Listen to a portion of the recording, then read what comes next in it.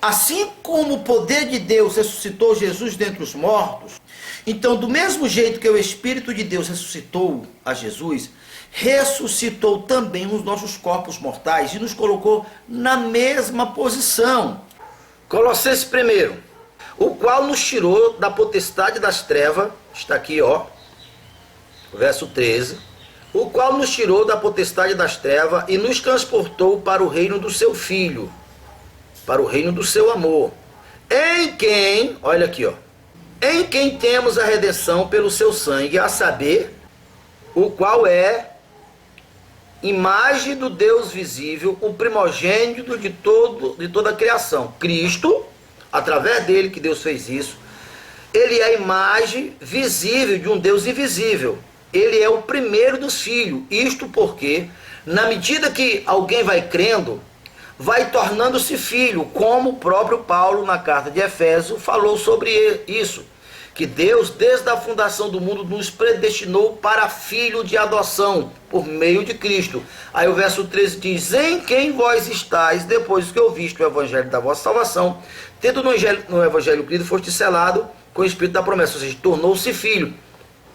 Verso 16, porque nele foram criadas todas as coisas que há no céu e na terra, visíveis e invisíveis, seja trono, seja dominação, seja principado, seja potestade, tudo foi criado por ele e para ele. Preste atenção, o que isso aqui está dizendo? Aqui está dizendo que todos os poderes visíveis e invisíveis deste mundo e do mundo futuro foi criado por Deus. E se foi criado por Deus, Deus tem o domínio sobre ele. O poder de Deus é superior, eles não estão fora do controle de Deus. Aqueles inimigos que as testemunhas irão enfrentar nos últimos dias, elas estão incluídas aqui. As testemunhas que estão em Cristo está acima dela, é superior a ela. O poder das testemunhas são maiores. Foi a elas, as testemunhas, que o céu disse, que Deus disse. Apocalipse 11 e o verso 3, do verso 3 em diante.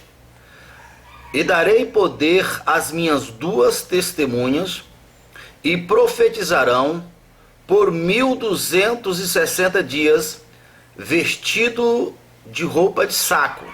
E se alguém lhe quiser fazer mal, fogo sairá da sua boca, e devorará os seus inimigos. E se alguém lhe quiser fazer mal, importa que assim seja morto. Essa palavra importa é a mesma coisa deve ser morto, ou tem que ser morto. Afirmativo, isso é uma ordem de Deus. Estes têm poder para fechar o céu, para que não chova nos dias da sua profecia, e tem poder sobre as águas para convertê-las em sangue, e para ferir a terra com toda sorte de pragas, quantas vezes quiserem. Foi-lhe dado o poder para ferir os rios, para fechar o céu, para derramar fogo, e todos que atentarem contra a vida das testemunhas devem morrerem. Então o poder que está em Cristo, que foi o primeiro filho, sempre esteve durante todo o tempo nas suas testemunhas, nos que estão em Cristo. Porque aqueles inimigos que lá no final, é o juízo final, é a guerra final. Mas essa guerra ela está intensa todas as gerações. Quem, independente das gerações, que está em Cristo, tem esse poder. Nós precisamos entender isto. Verso 17, ele é antes de todas as coisas, e todas as coisas subsistem por ele. Se alguém não está do lado de Cristo, esse alguém não tem direito legal de viver, nem no céu, que pertence a Cristo, e nem na terra. Porque o Senhor Deus constituiu o seu ungido, no caso Cristo, como rei dos reis, como rei da terra, como rei do céu. Se alguém ousa não crer, não está do lado dele, esse alguém não tem poder, não tem autoridades legais. Por isso que eles querem enfrentar, porque eles sabem disto. Mas assim como Josué, ao olhar para dentro da terra, cheia de inimigo, 10 dos 12 disseram, nós não vamos vencer, porque eles são tão grandes que nós diante deles somos como os gafanhotos. Mas 2, Josué e Caleb, disseram, não senhor, de fato eles são grandes, mas Deus está do nosso lado. Olhando em comparação eles para Deus, é eles que são como gafanhoto, e nós iremos pisar eles. A mesma coisa acontece, essa mesma comparação se dará no final e em cada geração. Porque foi do agrado do Pai que toda a plenitude nele habitasse. Porque foi do agrado que toda a plenitude nele habitasse. Isso em Jesus. Nele habitou corporalmente. Ou seja, vamos entender assim. Jesus, quando esteve na terra, esteve com todo o poder, até sobre a morte. Isso no corpo. E ele veio para tomar os reinos do mundo. E isso ele fez. E quando ele, na última Santa Ceia, ali em Lucas capítulo 22, no verso 29 em diante, foi onde Jesus disse, se o Pai me confiou o reino, e eu confio o reino a vós. Então, cada um deve crer e aceitar que nós também temos a plenitude, o poder superior de todos os inimigos de Deus. Por isso, nós somos testemunha hoje, em nossos dias. A propósito, tudo que Deus pode fazer, Ele só faz se tiver testemunha. Por quê? As injustiças cometidas contra os injustos, não há direitos legais para que Deus tome partido de um lado. É necessário que seja injustiça produzida contra o injusto, aí o céu toma partido, que por isso, antes de Jesus se tornar humano, não havia ninguém digno nem no céu e nem na terra para entrar, para dar o primeiro passo para a tomada do reino. Mas quando as duas autoridades, de um lado Pôncio Pilato, do outro lado Caifás, e o diabo que estava presente, produziu testemunho julgando o culpado aquele inocente. Então foi por causa disto que, diante do testemunho produzido contra um justo, que o céu tomou o reino. Aquele que foi humilhado se tornou mais exaltado. Esse critério é o mesmo ainda hoje. Então, verso 20, havendo por ele feito a paz, pelo sangue da sua cruz, por meio dele reconciliou consigo mesmo todas as coisas, tanto as que estão na terra, como no céu. Preste atenção nisso aqui. Porque Deus amou o mundo de tal maneira que deu seu único filho para todos que nele crê não pereça, mas tenha vida eterna. Essa é a vontade de Deus. Aqui, Deus reconciliou todas as coisas em si mesmo. Porém, assim como lá em João 3,16, que a condição para alguém não perecer é que creia. Se alguém não crê, o próprio Jesus disse, eu não vim condenar. A condenação se dá porque eles preferiram as trevas. A mesma coisa aqui. Jesus reconciliou com Deus todas as coisas, tanto no céu como na terra. Mas as coisas que não estão do lado de Deus, que ousar se levantar contra os que estão em Deus, estão se levantando contra o próprio Deus. Por isso Jesus disse, lá em João 10, vós sois Deus. Quando Jesus disse assim para aquele povo, se eu não pratiquei nenhuma injustiça, se eu não cometi nenhum pecado, por que vocês querem me julgar? Eles disseram, nós não vamos te julgar porque você cometeu pecado, é porque sendo tu homens, fazem tu igual a Deus, dizendo ser filho de Deus. Aí Jesus disse, mas a vossa lei, lá não está escrito que vós sois Deus? Exatamente, porque, aqui ó, Jesus, ali em João 10, ali em João 17, ele falou isso. Assim como eu e o Pai somos um, que vocês sejam um em nós. Estamos unificados com o próprio Deus. E nós, quem tem o Espírito, quem tem a palavra, o verbo novamente se fez carne. E quem não quiser, está do lado dos perdedores. Deus sempre estará com o que está do lado de Cristo. Independente qual seja a época, lá no final, onde se dará a salvação em massa, aonde os inimigos serão despojados publicamente, envergonhados publicamente, como o Colossenses chega a falar, no seu desfile de guerra, ali, quando os corpos das testemunhas estavam expostos, e as pessoas inimigas de Deus presenteando uma outra, quando de repente uma voz do céu brandou, suba cá! e eles subiram. Então ali, aquelas pessoas que tinham tomado partido e estavam do lado do inimigo, acreditando que ele era o maior, o poderoso, porque é isto que ele vai pregar, foi isso que ele pregou, e as testemunhas rebateram dizendo que não era eles o maior era Deus. Então aquele grupo que vão acreditar no inimigo, vão ver o triunfo de Deus, das testemunhas, e o fracasso, a derrota do inimigo. Apocalipse 11 e o verso 3, do verso 3 em diante. E darei poder às minhas duas testemunhas, e profetizarão por 1260 dias, vestido de roupa de saco. Estas são as duas oliveiras, os dois catiçais, que estão diante do Deus da terra.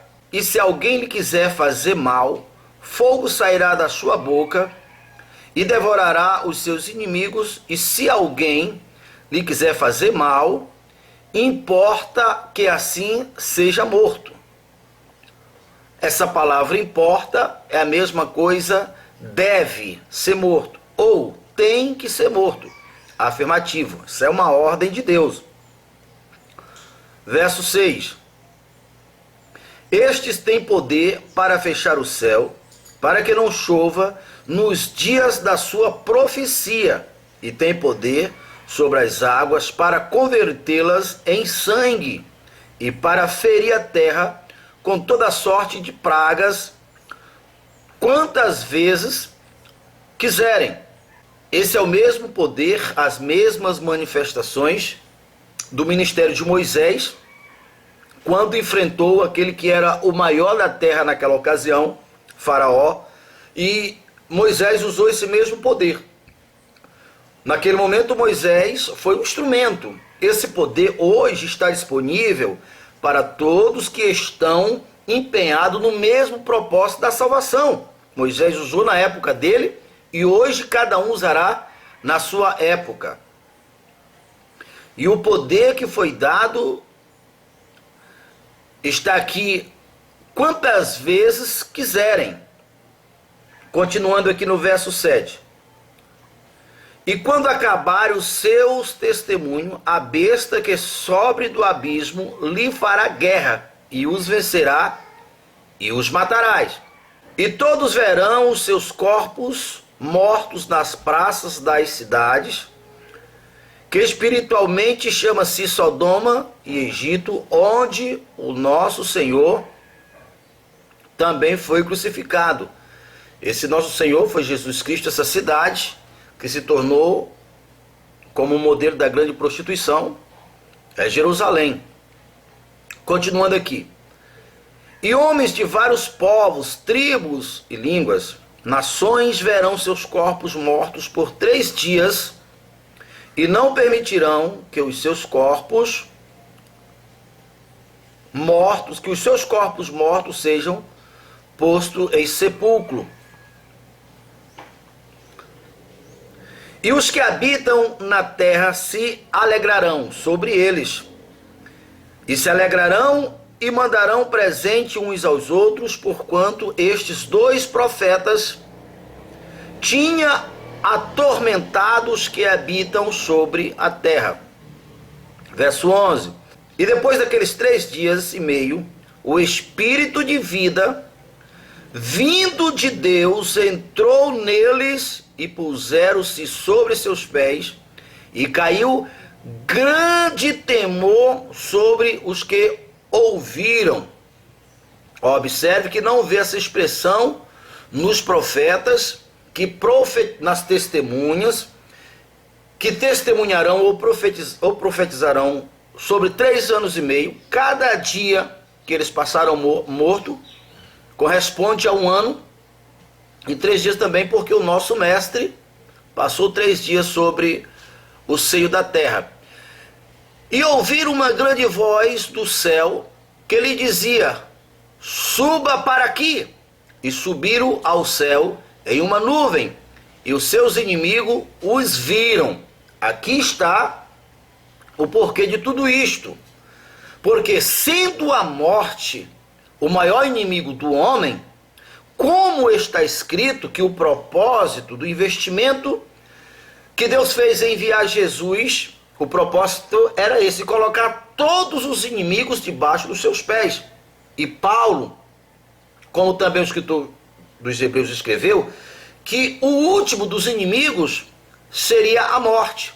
Então, aquilo que pontualmente aconteceu no ministério de muitos testemunhas que viveram antes daquele grande dia, aqui irá acontecer numa proporção maior e publicamente.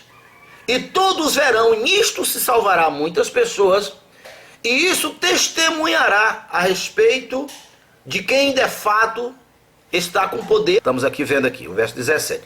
Por isso o Pai me ama, porque dou a minha vida para tornar a tomá-la. Ninguém tira de mim, mas eu de mim mesmo a dou. Viu? Tá aqui, ó. Verso 18, ó. Ninguém me tira de mim, mas eu de mim mesmo a dou. Isso porque ele conhecia o Pai e sabia que nisto haveria salvação. Tenho poder, aqui ó, tenho poder para dar e poder para tomar. Este mandamento eu recebi do meu Pai, porque ele conhece o Pai e o Pai conhecia ele não recebeu de outro. Vamos entender isso aqui.